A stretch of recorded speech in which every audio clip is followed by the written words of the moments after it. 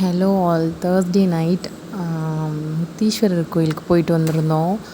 மதுரை தெப்பக்குளத்தில் இருக்கக்கூடிய கோயில். ஸோ முக்தீஸ்வரர் கோயிலில் வந்துட்டு நல்ல ஒரு ப்ளசண்ட்டான ஒரு ஃபீல் இருக்கும். அங்கே நான் அந்த வீடியோ அப்லோட் பண்ணியிருக்கேன். அது அங்கே என்ன ஸ்பெஷல் அப்படின்னு சொல்லிட்டு அது பாருங்கள். நைட்டு வேலைலாம் அடுப்பெல்லாம் கழுவிட்டு மறுநாள் வெள்ளிக்கிழமைன்றதுனால அடுப்பெல்லாம் கழுவிட்டு மார்னிங் எழுந்து காஃபி போட்டு குடிச்சிட்டு அடுத்து என்ன பண்ணுறதுன்னு பார்த்தா மாவு நல்லா எனக்கு அரைக்க தெரியாத மாவு அத்தை தான் எப்போவுமே நல்லா அரைச்சி தருவாங்க.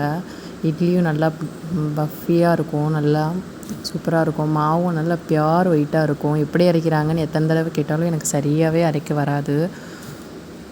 ஸோ தம்பிக்கு இட்லி ஊற்றி வச்சுட்டு பூஜைக்கு பூலாம் போட்டு பூஜையெல்லாம் முடிச்சுட்டு பிரேக்ஃபாஸ்ட்டுக்கு இட்லி சாம்பார் வச்சாச்சு.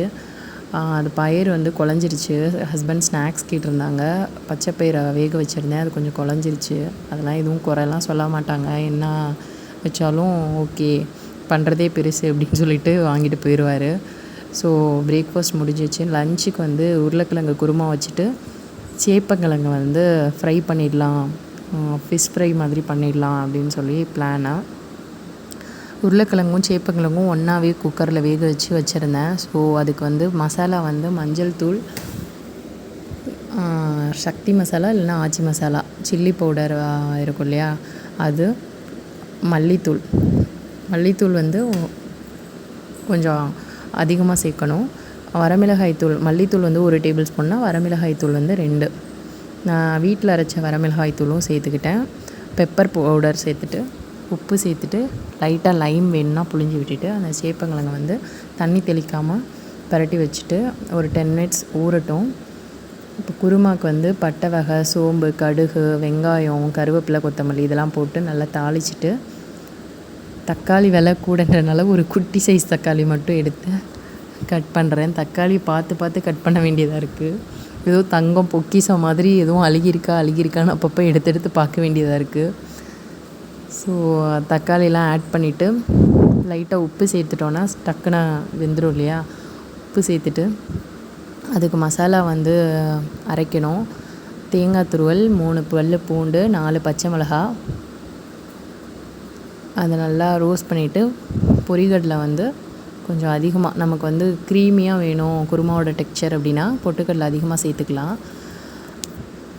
பொட்டுக்கடலை அதோட அரைக்கும் போது சோம்பும் கசகசாவும் ஆட் பண்ணிவிட்டு அரைச்சி எடுத்துக்கணும். நல்லா நைஸ் பேஸ்ட்டாக அரைச்சி எடுத்துக்கணும். இது நல்லா வதங்கினதும் அந்த பேஸ்ட்டை கொட்டிட்டு தேவையான அளவு நமக்கு தேவை எப்படி குருமா தேவையோ அந்த கன்சிஸ்டன்சி பார்த்துட்டு தண்ணி ஊற்றிட்டு நல்லா கொதி வரும்போது இப்போ இந்த ஸ்டேஜ்லேயே உருளைக்கிழங்கு போட்டாலும் ஓகே. கொதி உருளைக்கிழங்கு போட்டு நல்லா அதோடைய நம்ம எப்போவுமே தேங்காய் ஊற்றுறதுக்கு முன்னுக்கே உருளைக்கிழங்கு போட்டு அப்புறம் தேங்காய் ஊற்றணும். ஏன்னா தேங்காய் ரொம்ப நேரம் கொதிக்கவே கூடாது. 5 நிமிஷத்துக்கு மேலே கொதித்தாலே நம்ம தேங்காய் எந்த ரெசிபிக்கு ஊற்றினாலுமே 5 மினிட்ஸ் தான் அதோட மேக்ஸிமம் டைம். இது ஒரு டிப்ஸும் கூட. குருமா ரெடி ஆயிடுச்சு. இதில் என்ன வேணால் சேர்த்துக்கலாம். எக்கு போடுவோம் நாங்கள், அவிச்சு முட்டை இருக்கு இல்லையா அதை போட்டும் செய்வோம், நல்லாயிருக்கும். ஆனால் சட்டிலாக இருக்கும். டேஸ்ட் காரமாக இருக்காது. காரம் வேணும்னா சில்லி அதிகமாக போட்டுக்கலாம். தம்பி என்ன பண்ணுறாருன்னு போய் பார்த்தா மும்மரமாக பெரிய ஒரு சம்படத்தை தூக்கிட்டு விளாண்டுட்டு இருந்தான். ஜாலியாக அவன் உயரம்தான் இருக்கும். அவன் உயரம் இருக்கக்கூடிய பொருளாக தான் விளாடுவார்.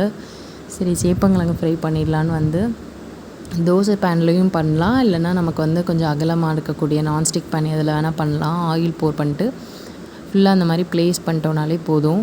நல்லா ஹீட்டாக இருந்துச்சு தோசை சட்டி, அதனால் டக்குன்னு பெரட்டு அது மேலே கருவேப்பிலை தூவி விட்டுட்டு கொத்தமல்லி வேணும்னாலும் ஆட் பண்ணிக்கலாம். அப்படியே பெரட்டி விட்டோன்னா அப்படியே செம்மையாக இருக்கும். குருமாவும் ரெடி ஆகிடுச்சு. உப்பு பத்தலை, கொஞ்சம் லைட்டாக சேர்த்துக்கிட்டேன். இந்த மாதிரி குருமாவும் சேப்பங்கிழங்கும் ட்ரை பண்ணி பார்த்துட்டு கமெண்ட் செக்ஷனில் சொல்லுங்கள். தேங்க்யூ, தேங்க்ஸ் ஃபார் வாட்சிங், பாய்.